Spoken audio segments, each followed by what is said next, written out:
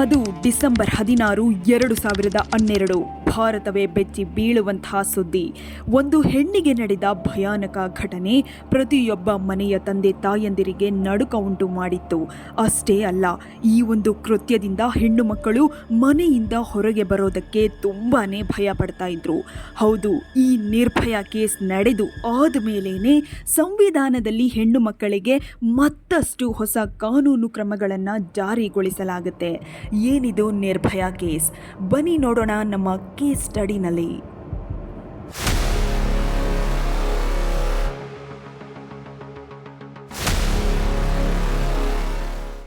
ಅಂದು ಸುಮಾರು ರಾತ್ರಿ 11 ಗಂಟೆ ಆಗಿರಬಹುದು. ಜನರ ಓಡಾಟವೂ ಇಲ್ಲದ ಒಂದು ಜಾಗದಲ್ಲಿ ಒಬ್ಬ ವ್ಯಕ್ತಿ ಗಾಡಿಯಲ್ಲಿ ಹೋಗ್ತಾ ಇರಬೇಕಾದ್ರೆ ಮೈ ಮೇಲೆ ಬಟ್ಟೆಯೇ ಇಲ್ಲದಂತೆ ಇಬ್ಬರು ರಸ್ತೆಯ ಪಕ್ಕದಲ್ಲಿ ಬಿದ್ದಿದ್ದನ್ನು ನೋಡಿ ಭಯಗೊಂಡು ಪೊಲೀಸರಿಗೆ ಕರೆ ಮಾಡ್ತಾನೆ. ವಿಷಯವನ್ನ ತಿಳಿದು ಸ್ಥಳಕ್ಕೆ ಭೇಟಿ ಕೊಟ್ಟ ಪೊಲೀಸರು ತಕ್ಷಣವೇ ಅವರನ್ನ ಪಕ್ಕದಲ್ಲಿ ಇದ್ದ ಆಸ್ಪತ್ರೆಗೆ ಅಡ್ಮಿಟ್ ಮಾಡ್ತಾರೆ. ಇವರಿಬ್ಬರ ಬಗ್ಗೆ ತನಿಖೆ ನಡೆಸಿದ ಪೊಲೀಸರಿಗೆ ಆ ಹುಡುಗಿಯ ಹೆಸರು ಜ್ಯೋತಿ ಸಿಂಗ್, 22 ವರ್ಷದವಳಾಗಿದ್ದು, ಆ ಹುಡುಗನ ಹೆಸರು ಅವಿಂದ್ರ ಪಾಂಡೆ, 25 ವರ್ಷದ ವ್ಯಕ್ತಿ ಅಂತ ಗೊತ್ತಾಗುತ್ತೆ. ಅವಿಂದ್ರ ಪಾಂಡೆ ಚಿಕಿತ್ಸೆ ಕೊಟ್ಟ ಒಂದು ದಿನದಲ್ಲೇ ಸುಧಾರಿಸಿಕೊಳ್ತಾರೆ. ಆದರೆ ಜ್ಯೋತಿಗೆ 10 ದಿನ ಟ್ರೀಟ್ಮೆಂಟ್ನಲ್ಲಿ ಇದ್ದು 5 ಆಪರೇಷನ್ಸ್ ಮಾಡಿದ್ರು ಕೂಡ ತುಂಬಾನೇ ಕ್ರಿಟಿಕಲ್ ಕಂಡೀಷನ್ ಅಲ್ಲಿ ಇರ್ತಾರೆ. ಜ್ಯೋತಿ ಎಷ್ಟು ಸೀರಿಯಸ್ ಆಗಿದ್ರು ಅಂದ್ರೆ, ಪೊಲೀಸರು ಆಕೆಯ ಬಳಿ ನಡೆದ ಘಟನೆಯ ಬಗ್ಗೆ ಪ್ರಶ್ನೆ ಕೇಳೋದಕ್ಕೆ ಮುಂದಾದಾಗ ಜ್ಯೋತಿಗೆ ಮಾತನಾಡೋದಕ್ಕೂ ಆಗ್ತಾ ಇರಲಿಲ್ಲ. ಜ್ಯೋತಿಯ ಈ ಒಂದು ಪರಿಸ್ಥಿತಿಯನ್ನ ನೋಡಿದ ಪೊಲೀಸರು ಸನ್ನೆಯಿಂದ ಮತ್ತು ಮಲ್ಟಿಪಲ್ ಚಾಯ್ಸ್ ಕ್ವಶನ್ಸ್ ಕೇಳೋ ಮುಖಾಂತರ ಸ್ಟೇಟ್ಮೆಂಟ್ ಅನ್ನ ಪಡ್ಕೊಳ್ತಾ ಇದ್ರು. ಪೊಲೀಸರಿಗೆ ಜ್ಯೋತಿ ಕೊಟ್ಟ ಸ್ಟೇಟ್ಮೆಂಟ್ ಇಡೀ ಭಾರತದ ಜನರನ್ನೇ ಬೆಚ್ಚಿ ಬೀಳಿಸುವಂತಹ ಮತ್ತು ಕಲ್ಲನ್ನೇ ಕರಗಿಸುವಂತಹ ಸ್ಟೇಟ್ಮೆಂಟ್ ಆಗಿತ್ತು. ಏನದು ಸ್ಟೇಟ್ಮೆಂಟ್? ಇಲ್ಲಿದೆ ನೋಡಿ. ದೆಹಲಿಯಲ್ಲಿ ಕೆಲಸ ಮಾಡ್ತಾ ಇದ್ದ ಜ್ಯೋತಿಗೆ ಅವಿಂದ್ರ ಪಾಂಡೆ ಎಂಬುವರ ಮೇಲೆ ಪ್ರೀತಿಯಾಗಿ ಇಬ್ಬರು ಸಂತೋಷವಾಗಿ ಇರ್ತಾರೆ. ಆದ್ರೆ ಡಿಸೆಂಬರ್ 16, 2012 ಹೊರಗೆ ಸುತ್ತಾಡಲು ಹೋದ ಇಬ್ಬರು ಒಂದು ಮಾಲ್ಗೆ ಹೋಗಿ ಮೂವಿಯನ್ನ ನೋಡಿದ ನಂತರ ಮನೆಗೆ ಹೋಗಲು ನಿರ್ಧಾರ ಮಾಡ್ತಾರೆ. ರಾತ್ರಿ ಆದ ಕಾರಣ ಅವಿಂದ್ರ ಪಾಂಡೆ ಜ್ಯೋತಿಯನ್ನ ಮನೆಯವರೆಗೂ ಬಿಟ್ಟು ಬರಲು ಮುಂದಾಗಿ ಇಬ್ಬರು ಪಕ್ಕದಲ್ಲೇ ಇದ್ದ ಬಸ್ ನಿಲ್ದಾಣದಲ್ಲಿ ನಿಂತಿರ್ತಾರೆ. ರಾತ್ರಿ 9:30 ಆಗಿದ್ರಿಂದ ಯಾವುದೇ ಗೌರ್ಮೆಂಟ್ ಬಸ್ ಹೆಚ್ಚಾಗಿ ಬರ್ತಾ ಇರಲಿಲ್ಲ. ತುಂಬಾ ಹೊತ್ತಿನಿಂದ ಕಾಯ್ತಾ ಇದ್ದ ಇಬ್ಬರು ದೂರದಲ್ಲಿ ಒಂದು ಬಿಳಿ ಬಣ್ಣದ ಪ್ರೈವೇಟ್ ಬಸ್ ಅನ್ನ ನೋಡಿ ಆ ಬಸ್ಸಿಗೆ ಹತ್ತಿ ಬಸ್ಸಿನ ಸೆಂಟರ್ ಸೀಟ್ ನಲ್ಲಿ ಕುಳಿತುಕೊಳ್ತಾರೆ. ಇಲ್ಲಿವರೆಗೂ ನಾರ್ಮಲ್ ಆಗಿದ್ದ ಪರಿಸ್ಥಿತಿ ಬಸ್ ಯಾವಾಗ ಚಲಿಸಲು ಮುಂದಾಯಿತೋ ಆಗಲೇ ನೋಡಿ ಎಲ್ಲವೂ ಶುರುವಾಗಿದ್ದು. ಜ್ಯೋತಿಗೆ ಆ ಬಸ್ನಲ್ಲಿ ಚಲಿಸುವಾಗ ತುಂಬಾನೇ ಭಯ ಆಗ್ತಾ ಇತ್ತು. ಯಾಕೆಂದ್ರೆ ಆ ಬಸ್ನಲ್ಲಿ 6 ಜನ ಪುರುಷರನ್ನ ಬಿಟ್ಟು ಬೇರಾವ ವ್ಯಕ್ತಿಯೂ ಇರಲಿಲ್ಲ. ಆ 6 ಜನ ಇವರಿಬ್ಬರನ್ನ ವಿಚಿತ್ರವಾಗಿ ನೋಡ್ತಾ ಇದ್ರು.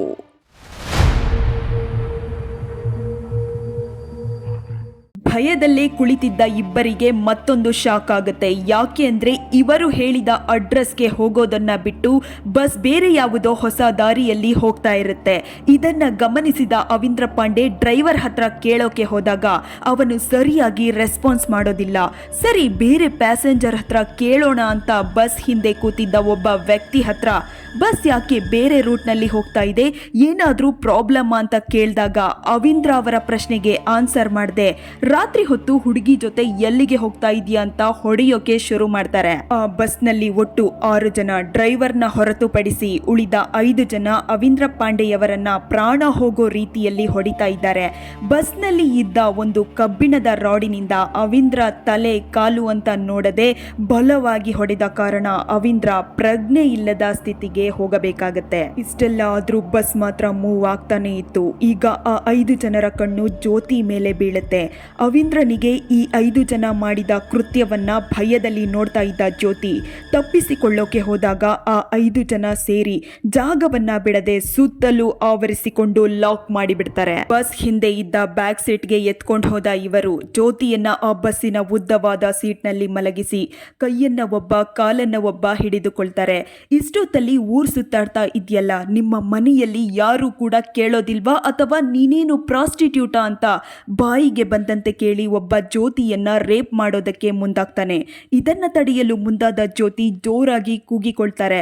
ಇದರಿಂದ ಮತ್ತಷ್ಟು ಇರಿಟೇಟ್ ಆದ ಅವನು ಜ್ಯೋತಿಗೆ ಕೆನ್ನೆ ಮೇಲೆ ಹೊಟ್ಟೆ ಮೇಲೆ ಜೋರಾಗಿ ಗುದ್ದಿದಾಗ ನೋವನ್ನು ತಡೆಯಲಾಗದೆ ಜ್ಯೋತಿ ಸೈಲೆಂಟ್ ಆಗ್ತಾರೆ. ಈಗ ಒಬ್ಬೊಬ್ಬರಾಗಿ ಜ್ಯೋತಿಯನ್ನ ರೇಪ್ ಮಾಡ್ತಾ ಇದ್ದಾರೆ. ಈ ಸ್ಟೇಜ್ನಲ್ಲೇ ನೋಡಿ 5 ಜನಕ್ಕೆ ಒಂದು ಕ್ರೂರವಾದ ಯೋಚನೆ ಬಂದಿದ್ದು.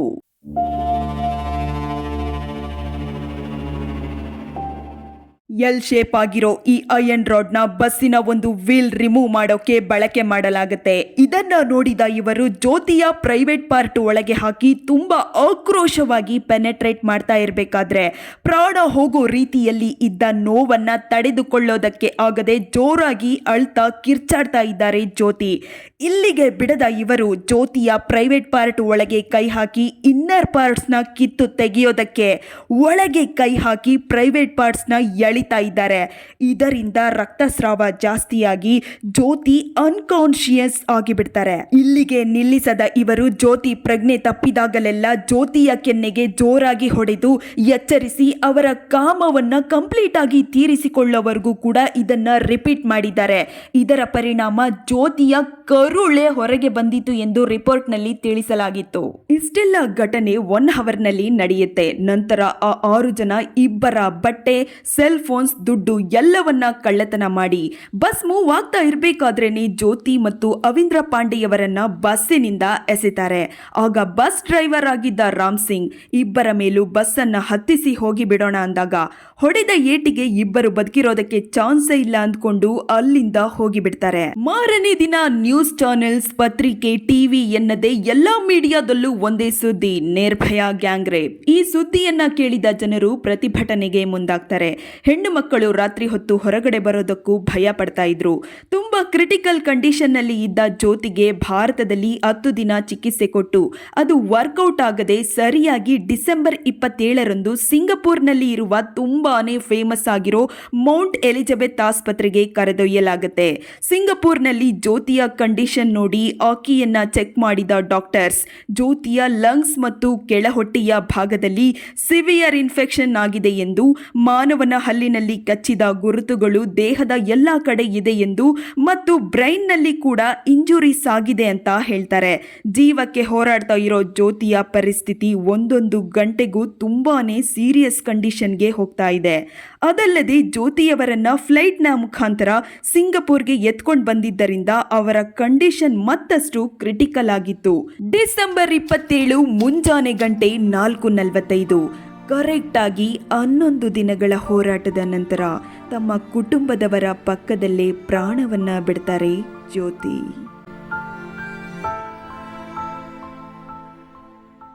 ಇದೇ ನೋಡಿ the rarest of rare case ಆಗಿ ಮಾರ್ಪಟ್ಟ ನಿರ್ಭಯ ಕೇಸ್. ಜನರು ನಿರ್ಭಯ ಅನ್ನೋದು ಆಕೆಯ ಹೆಸರು ಅಂತ ಅಂದ್ಕೊಂಡಿರ್ತಾರೆ. ಆದರೆ ಆಕೆಯ ನಿಜವಾದ ಹೆಸರು ಜ್ಯೋತಿ ಸಿಂಗ್ ಅಂತ ಜ್ಯೋತಿಯ ತಾಯಿ ಈ ಘಟನೆ ನಡೆದು 3 ವರ್ಷಗಳು ಆದ ಮೇಲೆ ರಿವೀಲ್ ಮಾಡ್ತಾರೆ. ನಿರ್ಭಯ ಅಂದ್ರೆ ಭಯ ಇಲ್ಲದಿರುವುದು ಎಂದರ್ಥ. ಇಷ್ಟೆಲ್ಲ ಕ್ರೂರವಾಗಿ ನಡೆದ ಘಟನೆಯನ್ನ ನೋಡಿದ ಪೊಲೀಸ್ ಟೀಮ್ ಬೇಗ ತನಿಖೆ ನಡೆಸಿ ವಿತಿನ್ 24 ಅವರ್ಸ್ ಒಳಗೆ ಇಂಡಿಯನ್ ಹೈವೇ ಸಿಸಿಟಿವಿ ಫುಟೇಜ್ನ ಸಹಾಯದಿಂದ ಬಸ್ಸಿನ ನಂಬರ್, ಬಸ್ಸಿನ ಕಲರ್ನ ಪ್ರೂಫ್ ಆಗಿ ಇಟ್ಕೊಂಡು ಅದೊಂದು ಸ್ಕೂಲ್ ಕಾಂಟ್ರಾಕ್ಟ್ ನಲ್ಲಿ ಇದ್ದ ಪ್ರೈವೇಟ್ ಬಸ್ ಅಂತ ಕಂಡು ಹಿಡಿದು ಈ 6 ಜನರನ್ನ ಪತ್ತೆ ಹಚ್ಚಲಾಗುತ್ತೆ. 30 ವರ್ಷದವನಾದ ರಾಮ್ ಸಿಂಗ್, ಅವನ ತಮ್ಮ 26 ವರ್ಷದವನಾದ ಮುಖೇಶ್, 20 ವರ್ಷದವನಾದ ಜಿಮ್ ಮಾಸ್ಟರ್ ಆಗಿದ್ದ ವಿನಯ್ ಶರ್ಮಾ, 19 ವರ್ಷದ ಪವನ್ ಗುಪ್ತಾ, 31 ವರ್ಷದವನಾದ ಅಕ್ಷಯ್ ಮತ್ತು 17 ವರ್ಷದವನಾದ ಮೊಹಮ್ಮದ್ ಒಟ್ಟಾಗಿ ಸೇರಿ 6 ಜನರನ್ನ ಬಂಧಿಸಲಾಗುತ್ತೆ. ಇದರಲ್ಲಿ 3 ಜನರ ಕೈಯಲ್ಲಿ ಜ್ಯೋತಿ ಕಚ್ಚಿದ ಹಲ್ಲಿನ ಗುರುತುಗಳು ಇದೆ ಎಂದು ಪತ್ತೆ ಹಚ್ಚಲಾಗುತ್ತೆ. ನಿಮ್ಮಲ್ಲಿ ಒಂದು ಪ್ರಶ್ನೆ ಬರಬಹುದು, ಬಸ್ಸಿನ ಒಳಗೆ ಇಷ್ಟೆಲ್ಲ ಕ್ರೂರ ಘಟನೆ ನಡೀತಾ ಇದ್ರು ಯಾರು ನೋಡೋದಕ್ಕೆ ಆಗಿಲ್ವಾ ಅಂತ. ಆದ್ರೆ ಆ ಬಸ್ಸಿನ ಕಿಟಕಿಯ ಒಳಗೆ ಇದ್ದ ಗಾಜು ಕಪ್ಪು ಬಣ್ಣದ ಟಿಂಟೆಡ್ ಗಾಜು ಆಗಿದ್ದರಿಂದ ಹೊರಗಡೆಯಿಂದ ಯಾರು ಏನೇ ನೋಡಿದ್ರು ಕೂಡ ಕಾಣೋದಿಲ್ಲ. ಈ ಅರೆಸ್ಟ್ ಆದ 6 ಜನರಲ್ಲಿ ಮುಖೇಶ್ ಸಿಂಗ್ ಪೊಲೀಸ್ ಕಸ್ಟಡಿನಲ್ಲಿ ನೀಡಿದ ಹೇಳಿಕೆಗಳು ಜನರ ಆಕ್ರೋಶಕ್ಕೆ ಮತ್ತಷ್ಟು ಕಾರಣ ಆಗುತ್ತೆ. ಅದೇನಂದ್ರೆ, ಒಂದು ಡೀಸೆಂಟ್ ಆದ ಹೆಣ್ಣು 9 ಗಂಟೆಗೆ ಎಲ್ಲೂ ಕೂಡ ಸುತ್ತಾಡೋದಿಲ್ಲ, 2 ಕೈ ಸೇರಿದ್ರೇನೆ ಚಪ್ಪಾಳೆ. ರೇಪ್ ಮಾಡಬೇಕು ಅಂತ ಯೋಚನೆ ಬರೋದಕ್ಕೆ ಹೆಣ್ಣು ಮಕ್ಕಳೇ ಕಾರಣ. ಅಂದು ಜ್ಯೋತಿ ಹಾಕಿದ ಬಟ್ಟೆನೇ ನನ್ನನ್ನು ಆಸೆಗೆ ಬಲಿ ಮಾಡ್ತು. ಅದಲ್ಲದೆ ಅಂದು ಜ್ಯೋತಿ ನಮ್ಮನ್ನ ಅಲೋ ಮಾಡಿದ್ರೆ ಅವಳು ಸತ್ತು ಹೋಗದೆ ಜೀವಂತವಾಗಿ ಇರ್ತಾ ಇದ್ಲು ಅಂತ ನಾಚಿಕೆ ಇಲ್ಲದ, ಮಾನವೀಯತೆ ಇಲ್ಲದ ಸ್ಟೇಟ್ಮೆಂಟ್ ಅನ್ನ ಕೊಟ್ಟಿದ್ದ. गाली कभी एक हाथ से नहीं बजती, दोनों हाथों से बजती है। ये चीज़ देखी जाए। अगर कोई शरीफ लड़की होती है रात को 9 बजे 5 ನಿಮಿಷದ ಸುಖಕ್ಕಾಗಿ ಆಸೆಪಟ್ಟು ಒಂದು ಅಮಾಯಕ ಯುವತಿಯನ್ನ ಕ್ರೂರವಾಗಿ ಅತ್ಯಾಚಾರ ಮಾಡಿ ಕೊಲೆ ಮಾಡಿದ ಪ್ರಕರಣದಲ್ಲಿ ಈ 6 ಜನರನ್ನ ಬಂಧಿಸಲಾಗುತ್ತೆ. ಅದರಲ್ಲಿ ಬಸ್ ಚಾಲಕನಾಗಿದ್ದ ರಾಮ್ ಸಿಂಗ್ ಮಾರ್ಚ್ 11, 2013ರಂದು ತಾನು ಇದ್ದ ಜೈಲಿನಲ್ಲೇ ಆತ್ಮಹತ್ಯೆ ಮಾಡಿಕೊಳ್ತಾನೆ. ಪೊಲೀಸ್ನವರೇ ರಾಮ್ ಸಿಂಗ್ನ ಹೊಡೆದು ಕೊಂದಿರಬಹುದು ಅಂತ ಒಂದು ಪೆಟಿಷನ್ ಬರುತ್ತೆ. ಅವನು ಸತ್ತಿದ್ದೇ ಒಳ್ಳೇದಾಯ್ತು ಅಂತ ಗೌರ್ಮೆಂಟ್ ಅವರು ಈ ಪಿಟಿಷನ್ ಅನ್ನ ರದ್ದು ಮಾಡ್ತಾರೆ. ಇಲ್ಲಿ ಅರಗಿಸಿಕೊಳ್ಳೋಕೆ ಆಗದ ವಿಚಾರ ಏನಂದ್ರೆ, ಪ್ರಕರಣದಲ್ಲಿ ಭಾಗಿಯಾಗಿದ್ದ ಮೊಹಮ್ಮದ್ ಎಂಬಾತನನ್ನ 17 ವರ್ಷದ ಬಾಲಕ ಅಂದ್ರೆ ಮೈನರ್ ಅಂತ ಕನ್ಸಿಡರ್ ಮಾಡಿ ಜಸ್ಟ್ 3 ವರ್ಷ ಜೈಲು ಶಿಕ್ಷೆಯನ್ನಷ್ಟೇ ಕೋರ್ಟ್ ನೀಡಿತ್ತು. ಆದರೆ ಆತ 2017ರಲ್ಲಿ ರಿಲೀಸ್ ಆಗಿ ಆರಾಮಾಗಿ ಜನರ ನಡುವೆ ಬದುಕ್ತಾ ಇದ್ದಾನೆ. ಜಸ್ಟ್ ಒಂದೇ 1 ವರ್ಷ ಮತ್ತು ಮೈನರ್ ಅನ್ನೋ ಕಾನ್ಸೆಪ್ಟ್ ಅವನನ್ನ ಹೇಗೆ ಕಾಪಾಡಿದೆ ನೋಡಿ.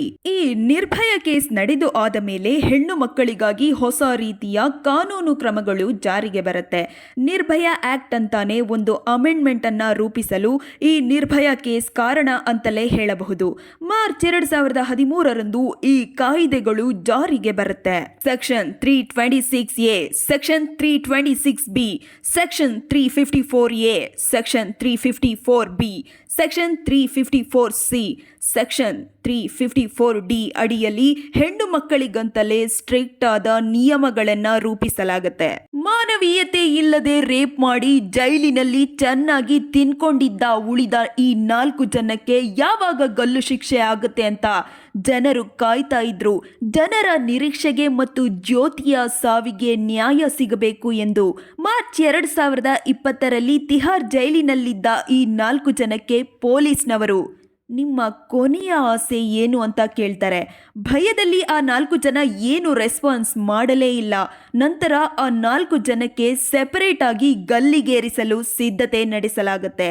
ಇದನ್ನ ನೋಡಿದ ಜಿಮ್ ಮಾಸ್ಟರ್ ಆಗಿದ್ದ ವಿನಯ್ ಶರ್ಮಾ ಕಿರ್ಚಾಡಿ ಕೂಗಾಡಿ ಪೊಲೀಸರ ಕಾಲನ್ನ ಹಿಡಿದು ಬೇಡಿಕೊಳ್ತಾನೆ. ಇದೇ ರೀತಿ ತಾನೇ ಜ್ಯೋತಿಯವರು ಬೇಡಿಕೊಂಡಿರಬಹುದು. ಅಂದು ಸರಿಯಾಗಿ 5:30 4 ಜನರನ್ನ ಗಲ್ಲಿಗೇರಿಸಲಾಗುತ್ತೆ. ಜ್ಯೋತಿಯ ಸಾವಿಗೆ ಒಂದು ನ್ಯಾಯ ಸಿಕ್ತು ಅಂತ ತಿಹಾರ್ ಜೈಲಿನ ಮುಂದೆಯೇ ಜನರು ಪಟಾಕಿಯನ್ನ ಹಚ್ಚಿ ಸೆಲೆಬ್ರೇಟ್ ಮಾಡ್ತಾರೆ. ಎಷ್ಟೇ ಕೇಸ್ಗಳು ಬಂದು ಹೋದ್ರೂ ಈ ನಿರ್ಭಯ ಕೇಸ್ ಒನ್ ಆಫ್ ದ ಕ್ರೂರವಾಗಿ ನಡೆದ ಕೇಸ್ ಅಂತ ಕನ್ಸಿಡರ್ ಮಾಡಲಾಗುತ್ತೆ. ಈ ರೀತಿಯ ಘಟನೆಗಳು ಈಗಲೂ ಕೂಡ ನಮ್ಮ ಸಮಾಜದಲ್ಲಿ ನಡೀತಾನೆ ಇದೆ. ನಮ್ಮ ಬಗ್ಗೆ ನಾವೇ ಎಚ್ಚರಿಕೆಯಿಂದ ಇರಬೇಕು.